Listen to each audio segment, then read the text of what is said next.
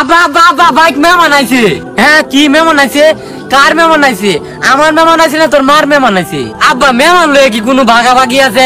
একজনে মেহমান আইলেই তো হইছে, একজনে মেহমান আইলেই হইছে না, মেহমান লয়ে ভাগাভাগি আছে।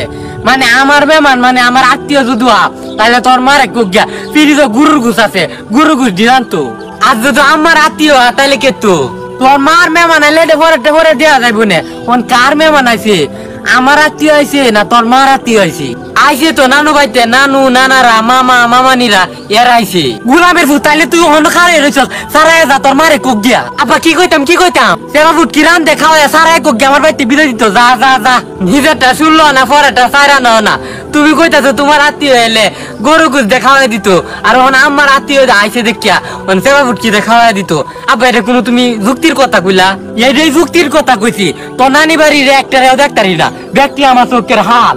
তোমারেও তো নানি বাড়ির কেউ দেখতারে না, আমারে না দেখতারলেও তো আমার বাড়ি ঘর খুব ভাল লাগে। 2 দিন বাদে বাদে খালি বেড়াইতো আয় পড়বো। যা ব্যক্তিরা কোকে আমার বাড়িতে যাইতো না, সারা জীবন থাকবো আমার ভাই। এটা তোমার বাড়ি না, এটা আমার বাড়ি। এংসারে এক বাপের ঘর জন্ম হয়েছি। এই গুলামের ফু তোর বাড়ি ঘর বাঁচিলে কারো আমি বাইতে আইতাছি সালা সম্বন্ধী শুদ্ধা তোরে শুদ্ধা বাইতে দেখবে বাহুরে দিছি।